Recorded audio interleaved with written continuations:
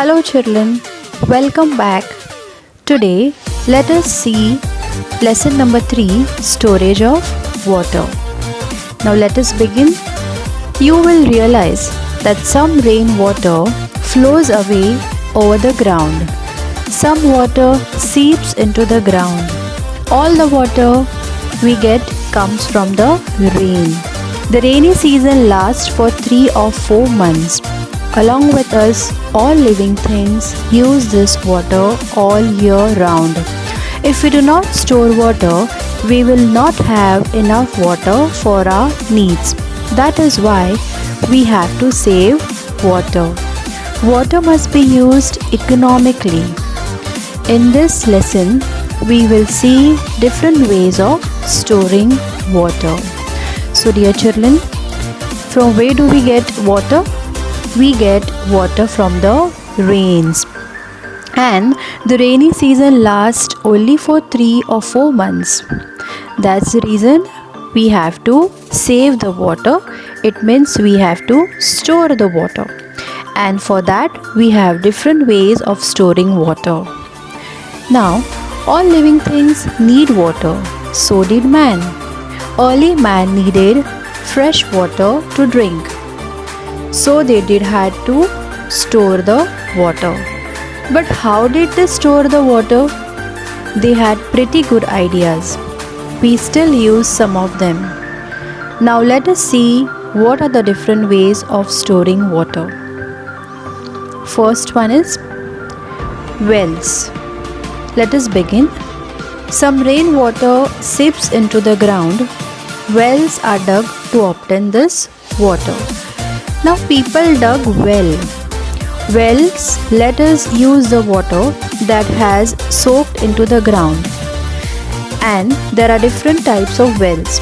Some of the wells have ropes and pulleys to pull up the water with the pot. People had to pull the water up and then fill their own buckets with the water from the pots. So well is a type of storing water. Now second one is water tanks in the fort. People lived on the hill forts in the past. They also needed water. The forts had reservoirs and tanks dug into the stones. Now let us see how they did it. In the fort areas, the water was stored in the tank. There were a lot of tanks that old forts had to build because no one could live in the fort without water. And in those days, forts were built high up the hills, so it was difficult for them to carry the water. That's the reason those people started to build the reservoirs and tanks. Now, the third one is draw wells. In the past, draw wells were dug to get drinking water. They were small wells from which water was drawn using a small pot tied to the rope, which is also called as pohara. Now, draw wells is somewhat similar like a wells. The people used to tie the rope and pull the water and put it in the bucket. You can see these draw wells in your village areas, but now many areas these wells are being sealed because people has got a new technology.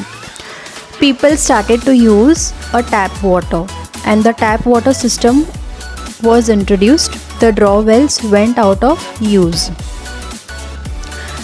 Now our fourth one is the rivers and the bunds. Now how these rivers and bunds were formed? Rivers and bunds means earthen or masonry bunds were built across the rivers to store their water. Since we studied that we get water from the rains and we have to store the water which has been saturated by the rains, so to protect the water, they had to build a fence along by the river side so that the water could not waste. and the fence what they build, that is called as bunds, and these were built by earthen or masonry. Now the fourth one is old reservoirs. Reservoirs were built in areas of low rainfall or in areas without a major rivers. Most of the reservoirs were built using stones or a mortar.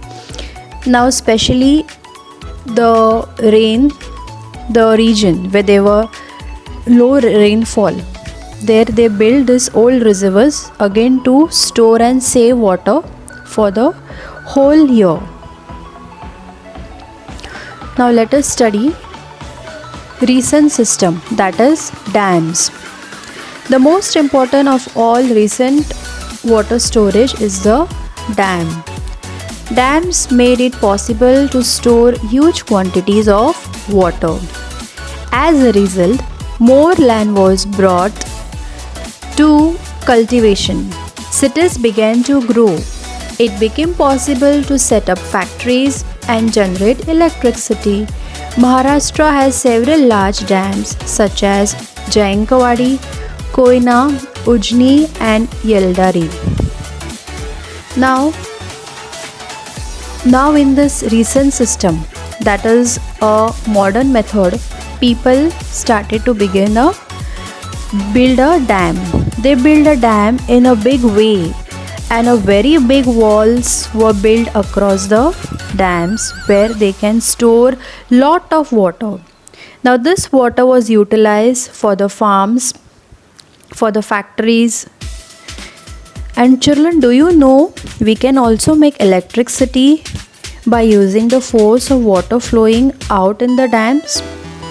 So this is how the dams were useful in the cities area. That's why cities began to grow and the factories were developed. Now let us study the bore wells. Earlier wells were dug to reach the water under the ground, but it was not possible to draw deep-seated groundwater. Now, with the help of electric pumps, it is possible to do so. Bore wells are dug for this purpose. These wells are very deep but very narrow.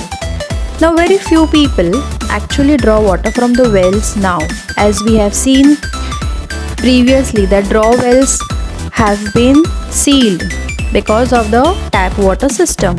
Same way people started to build the bore wells because that became very easy for them to pull the water out. And these pumps run on electricity, so they don't have to pull the water by their own self, and it could also save their time. So children, let us study one more thing, that is Panpoi. Now Panpoi is drinking water stand. People out on the roads need water when they are thirsty. In some places, big clay jars of drinking water are kept for the use of such people. This water is offered free of charge. This is known as Panpoi. Panpois are set up by individual or institutions. Panpois are very useful, especially in summers. Nowadays, you can see in the summer season, at the corner of the roadside, a small chamber has been built or set up, and there you can see this earthen pots of clay jars have been placed, and where people can come and drink the water from the jar, and it is free of cost. So this is called Panpoi, which has been kept on the drinking water stand. So children, isn't it interesting that we have learned a different ways of storing water? Now always remember that water is a natural resource. All living things need water. We must keep this in our mind while using water, and so we have to store the water. Now the problem is that this water is not enough anymore for the people on the earth. we need more water, so we have to save and use the water carefully. We must never forget that if there is no water, there is no life. Thank you. Let us meet in next session. Till then, bye.